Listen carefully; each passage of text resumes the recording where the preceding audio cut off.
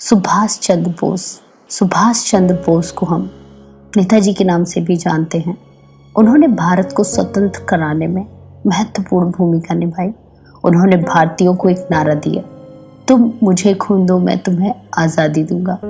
वह हमारे भारत के युवा क्रांतिकारियों में से एक थे। सुभाष चंद्र बोस का जन्म 23 जनवरी सन 1897 में हुआ था।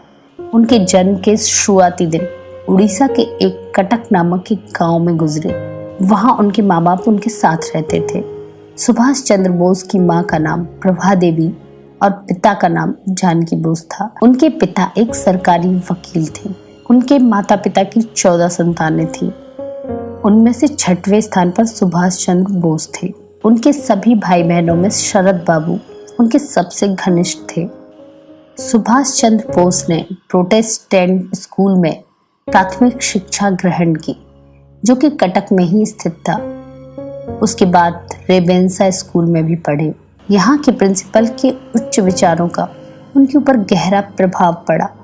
सन 1916 में उन्होंने दर्शन शास्त्र से बीए किया और कलकत्ता विश्वविद्यालय में दूसरा स्थान प्राप्त किया। उनके पिता की इच्छा थी कि वे आईएएस बने और आगे की पढ़ाई के लिए लंदन जाएं। इसके लिए उन्होंने उन्हें लंदन भेजा। लंदन में उन्हें बड़ी मुश्किलों का सामना करना पड़ा। वहां प्रवेश न मिलने के कारण किड्स विलियम हॉल में ट्राईपास की परीक्षा में उन्हें पढ़ने के लिए प्रवेश मिल गया और उन्होंने अपने रहने की व्यवस्था कर ली और अपनी आईसीएस की तैयारी में लग गए। उन्होंने अपनी परीक्षा पास की और चौथा स्थान भी प्राप्त किया। सुभाष चंद्र बोस को एक अच्छे पद पर रहते हुए अंग्रेजों की गुलामी करना पसंद नहीं थी, इसलिए उन्होंने अपनी नौकरी के पद को छोड़ने में ही अपनी समझदारी समझी और उन्होंने ऐसा ही किया। वहां अपना त्यागपत्र देकर वापस भारत लौट आए। जब वह मुंबई आए तो वहां महात्मा गांधी से मिले। मुंबई में गांधी जी और सुभाष चंद्र बोस की पहली मुलाकात 20 जुलाई सन 1921 में मणिभवन में हुई थी। मुलाकात के बाद गांधी जी के कहने पर वह कोलकाता गए और वहां दास बाबू से मिले। इस समय गांधी जी असहयोग आंदोलन में अंग्रेजों के खिलाफ लड़ाई लड़ रहे थे और उनका साथ दास बाबू दे रहे थे, जो कि बंगाल में थे। वही इस आंदोलन को गांधी जी के कहने अनुसार आगे बढ़ा रहे थे। उन्होंने वहां स्वराज पार्टी की स्थापना की और अंग्रेजों के अंतर्गत महापालिका का प्रमुख अधिकारी सुभाष चंद्र बोस को बना दिया। सुभाष चंद्र बोस ने अपने कार्यकाल में महापालिका के कार्य करने का स्वरूप ही बदल दिया। कोलकाता में उन्होंने सभी अंग्रेजी नाम रखे गए स्थानों का नाम बदलकर भारतीय कर दिया। फिर सन 1927 में साइमन कमीशन भारत आया।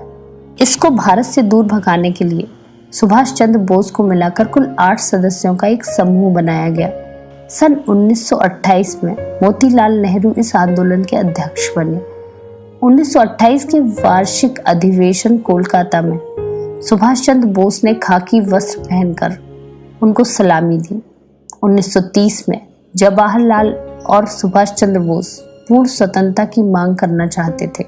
जब उनकी ये मांगे पूरी नहीं हुई, तब सुभाष चंद्र बोस ने 26 जनवरी 1931 में कोलकाता में राष्ट्रध्वज फहराना शुरू कर दिया, जिससे अंग्रेज भड़क गए और पुलिसकर्मियों ने लाठियां चलाना शुरू कर दिया और सबको जेल में डाल दिया। इस समय गांधी जी बड़े परेशान हो गए। उन्होंने सभी कैदियों को जेल से बाहर निकलवाने के लिए अंग्रेजों से कुछ समझौते किए और तब अंग्रेजों ने कुछ कैदियों को रिहा करने का फैसला कर लिया, पर भगत सिंह को रिहा नहीं किया गया।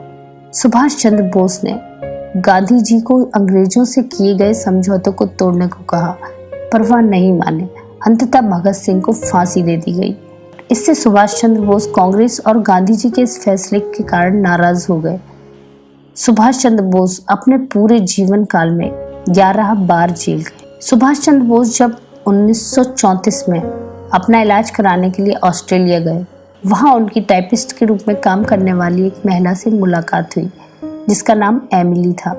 एमिली के साथ सुभाष चंद्र बोस ने हिंदू रीति रिवाज से प्रेम विवाह किया। वियना में उन्होंने एक पुत्री को जन्म दिया। उन्होंने अपनी पुत्री को पहली बार तब देखा जब वह केवल 4 सप्ताह की थी। कहा जाता है कि ताइवान की एक विमान दुर्घटना में सुभाष चंद्र बोस की मृत्यु हो गई थी।